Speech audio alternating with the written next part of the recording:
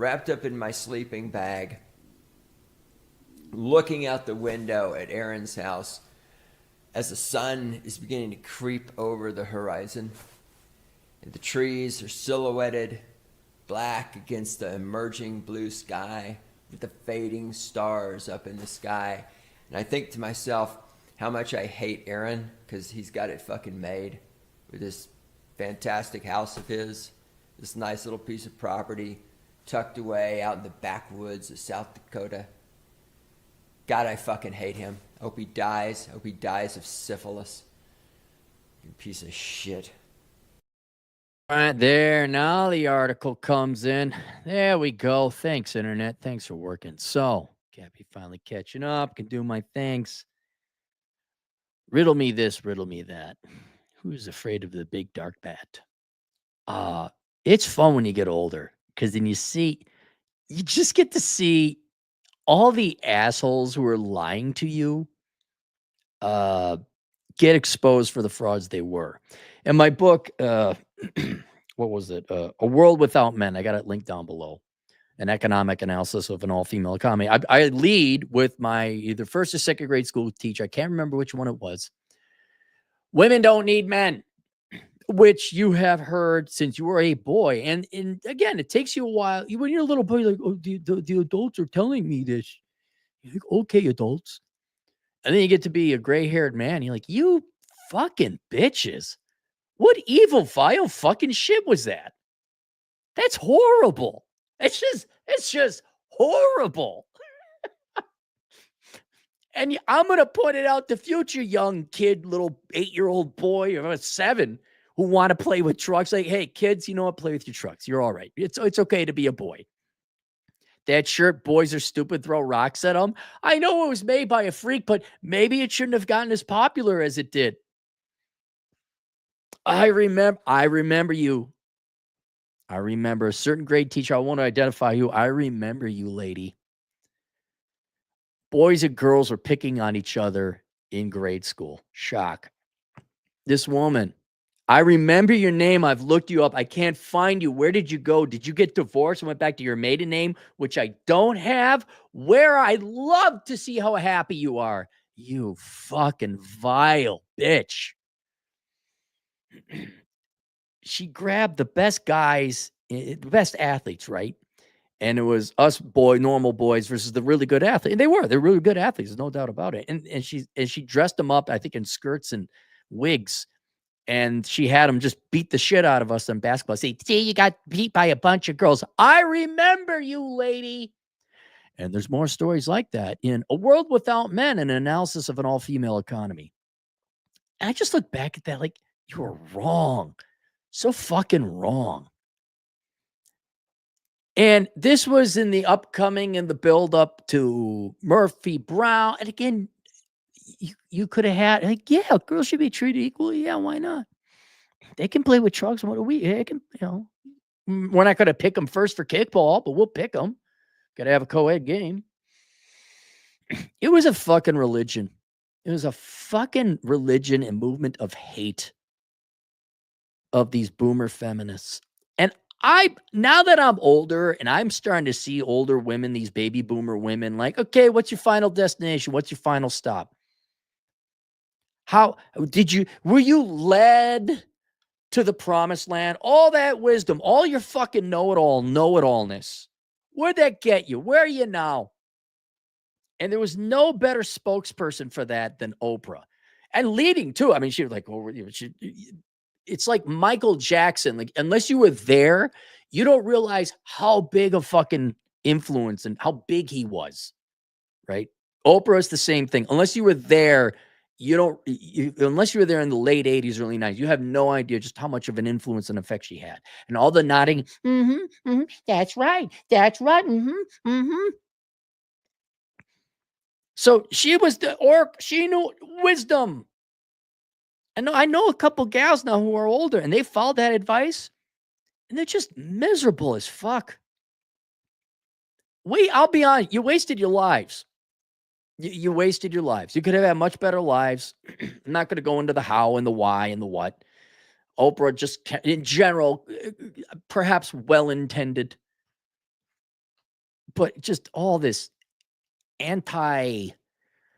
not so much tradition, but anti-genetics, anti-evolution bullshit, this idealism.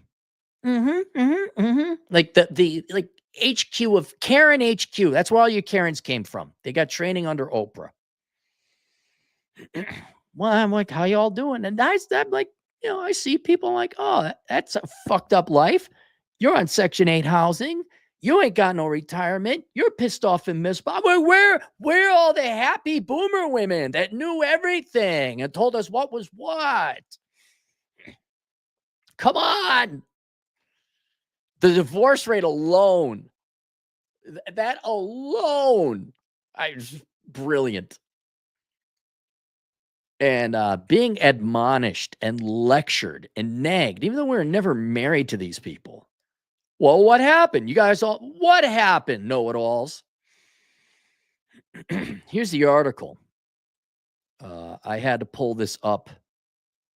Not this particular article, but I had to pull some research up about antidepressant use among white women because okay. In my latest book, it's called Zero World Problems. It's about new standards of living in a post-first world economy. And I, somewhat tongue-in-cheek, why are all white women on antidepressants so much when they got everything? And then it's in the first half or first couple chapters of the book, which I say, for my regular audience, you can skip this because you know the philosophical underpinnings. You may want to read that just because I get the digs in on certain people like Winnetkins and the Dynamites and know-it-all Karens. Just a little tongue in, just a little poke. Come on, bitch. You fucking knew everything 30 years ago. What's the problem? Why are you on antidepressants? Well, I don't care why. I'm just saying Exhibit F, why Oprah was full of bullshit. All your news magazines and girl magazines were full of bullshit. And you yourselves are full of bullshit. Age Education and the Blues, the most recent NCHS brief, also showed that for both men and women, rates of antidepressant use increase with age. Among women, antidepressant use rose from 10.3% among those age 18 to 39 to 24.3% among women age 60 and older. And that is prescription past 30 days. Because it's like, well, if you ever took antidepressants, damn, half the population probably has, one time in life. I mean, you go through, but that doesn't mean you're on it. Like 1 in 4 of you got a prescription, right? Like you are daily on it. How?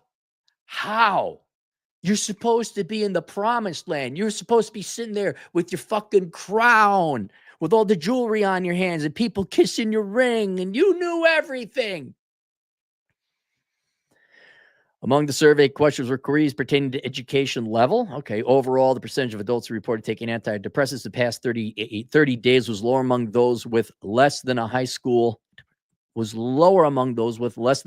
education, or only high school education, than those among who attend college. Wait a minute, I thought education, you were all smart and everything. Oh, wow. Your master's degree didn't make you happy?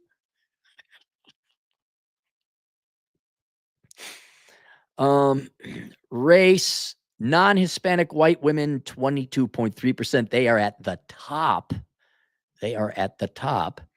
Non-Hispanic Asians, 2.8%. Interesting. They're the least depressed, I guess.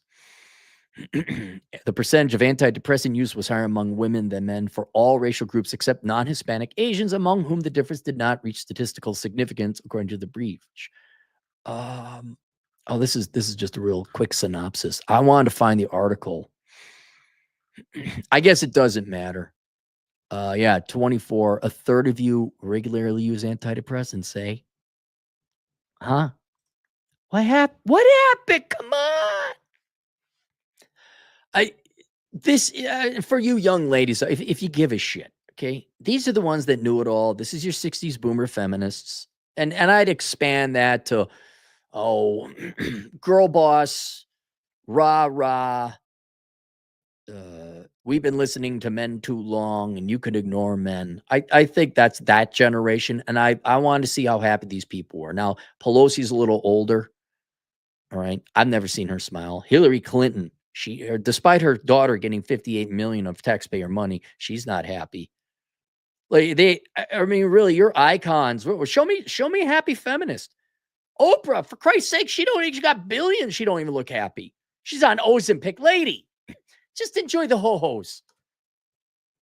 Sweet, just eat your bonbons, drink your good booze, enjoy life, man. Just give it up. Just give up the Ozempic. Just come on. Unless they're paying you gobs of money, which I don't know if you need more, but apparently billionaires do. I tell you, if I got $1 billion, I'm not like, oh, now I need $2 billion. Oh, I need a star in this film like Harrison Ford, who apparently didn't save his money. I'd be like, nope, we're diversifying this shit right now. Buying property and food so I never starve ever again. And I'm done. Cappy, you want to endorse this drug? No, I don't. But we'll give you money. I got enough. Thank you very much. I'm not Oprah. But yeah, man, see, look, getting old sucks, right? You got to go into assisted living a lot of times, the nursing homes, right? Dementia and all this other stuff. But if you're taking antidepressants and you're over 60, I mean, then you're